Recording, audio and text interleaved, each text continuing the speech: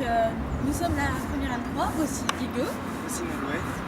Donc nous allons vous présenter un TPE qui porte sur l'anorexie et la boulimie avec des témoignages poignants, des articles et beaucoup d'informations en ce qui concerne la maladie. Alors moi je pense que l'anorexie c'est une maladie parce que une maladie ça se guérit. Mais bon après ça se guérit peut-être difficilement, mais bon le cancer ça se guérit pas non plus. C'est une maladie mentale qui fait que la personne atteinte ne veut plus manger et elle refuse toute forme d'alimentation. Je pense pas que ce soit une forme de suicide non plus parce qu'elles ne sont pas conscientes du mal que ça leur fait. C'est une maladie c'est sûr, mais c'est aussi un mode de vie parce que c'est qu'on choisit de faire ça pour maigrir. Maladie. C'est une maladie sur le fait qu'on mange presque plus rien, que limite la nourriture nous dégoûte.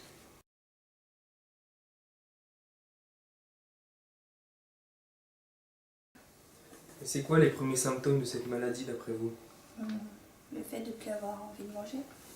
Le dégoût de la nourriture. Les symptômes d'un amaigrissement, c'est une maladie mentale, donc c'est beaucoup psychologique aussi, et ça concerne énormément ça. La perte de l'appétit. Ouais. Bah, tu te forces à perdre l'appétit. Voilà. Tu te forces à perdre de l'appétit pour... Qu'on se fasse vomir. Pour justement ne pas manger. La personne devient très mince, on voit ses os, mais elle peut avoir plein de problèmes de santé liés à ça.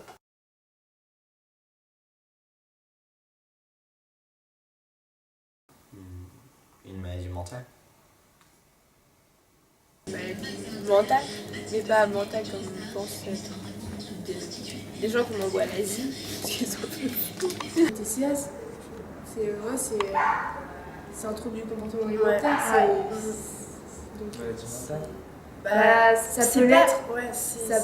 C'est mental, mais je dirais pas maladie mentale. Je dirais que ouais, le mental joue, mais pas forcément dire maladie mentale parce que... C'est d'abord mental et après ça devient physique. Ouais. Dans le sens que c'est dans la tête, mais on le voit. On le voit physiquement.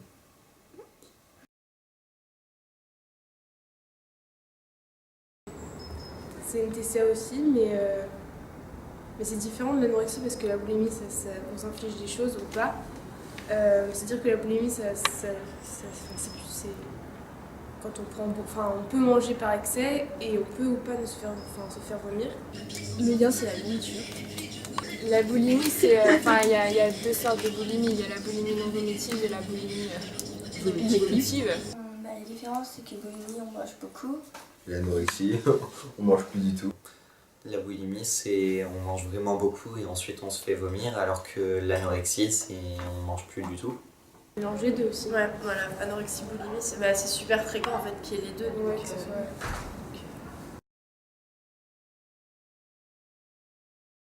L'anorexie le plus, d'après vous? Je dirais les mannequins et les danseurs. Bah, c'est pas tout le monde. Ouais. Plus les femmes je pense. Oui, ça c'est sûr, parce que les hommes ils sont moins concernés par ça, mais moi je pense que ça touche vraiment tout le monde, quoi. Tout le monde. Non, surtout les jeunes. Ouais. Surtout les filles. Surtout les filles, ouais. Elle a dit se préoccupe beaucoup plus de leur apparence. De leur apparence, et puis même par rapport à l'image des autres. Un peu tout le monde, mais surtout des personnes qui ont eu un passé par rapport à la nourriture, par exemple, qui ont pu se faire brimer quand ils étaient jeunes à cause de leur poids, des trucs comme ça, au point de ne plus vouloir manger.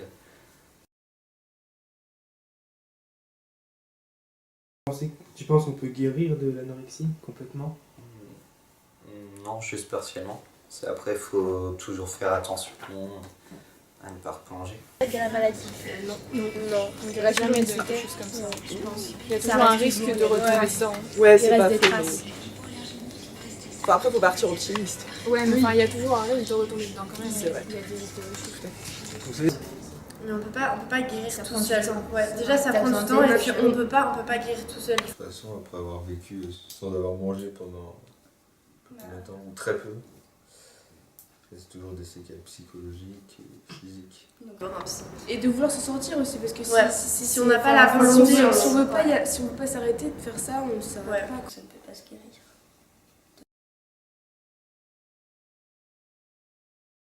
que c'est les pro-ANA et les pro-MIA? Absolument pas. Non.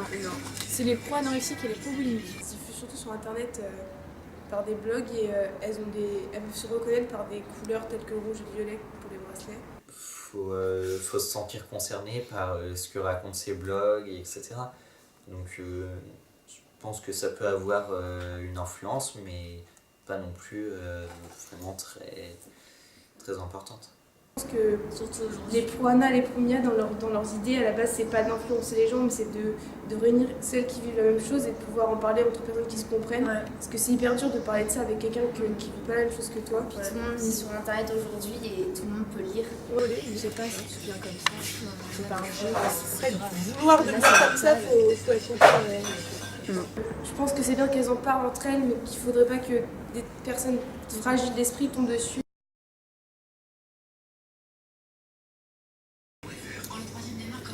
Alors pour vous, est-ce que les médias jouent un rôle important dans la maladie? Ouais, complètement. Parce qu'ils en parlent beaucoup. Voilà, c'est ça, c'est un idéal. Et toutes les stars qui sont absolument magnifiques et maigres et tout ça, et on veut forcément, enfin l'image qu'ils nous rendent, on veut leur ressembler. Donc. C'est pareil aussi que ce soit qu'on passe des défilés à la télé, les filles elles se sentent complexées parce que les mannequins c'est des mannequins. Oui, mais dans les magazines, dans les films, c'est tout des filles, des femmes très toutes minces et tout, et donc logiquement, les filles elles veulent leur ressembler. Et les adolescents. Et donc voilà, pareil. En plus, c'est une période un peu charnière. On l'aiderait. Ouais. Moi, je le fais manger. Mais c'est comment? Faut surtout le faire parler. Des gens comme ça, ils ont besoin de s'exprimer. D'attention, ils ont besoin beaucoup d'attention. Faut l'aider et il faut pas la juger, faut essayer de la comprendre. Faut pas lui crier dessus en disant ouais arrête d'être anorexique, ouais arrête de te faire vomir, ouais mange. J'essaierai de trouver des solutions. L'envoyer en cure, un truc comme ça. J'essaierai de l'aider, d'en parler, qu'il aille voir le médecin. Ou même juste de l'aider en le forçant à parler et à se confesser, ça peut aider.